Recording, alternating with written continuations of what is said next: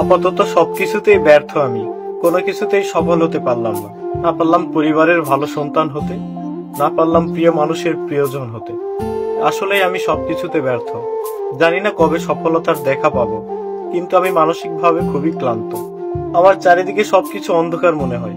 আমি বুঝতে পারতেছি না আমার জীবনের সাথে কি হচ্ছে, কেন হচ্ছে। তবে আমি হেরে যাচ্ছি প্রতিনিয়ত। জানি না কবে জিততে পারবো। তবে সত্যি আমি মানসিকভাবে খুবই ক্লান্ত। কেউ আমাকে বুঝতে চায় না আমি কেমন আছি। আসলে আমার কষ্ট একান্তই আমার। আমার দুঃখের সময় কেউ আমার পাশে দাঁড়ালো না। কেউ আমাকে জিজ্ঞেস করলো না আমি কেমন আছি। একটা কথা কি ভাই জানেন, খারাপ সময়ে আপনি বুঝতে পারবেন আসলে ভালো সময়ের কি মূল্য।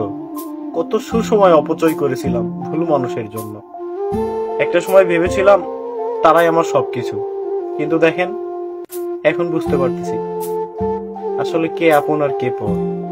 আমি সবকিছুতেই ব্যর্থ।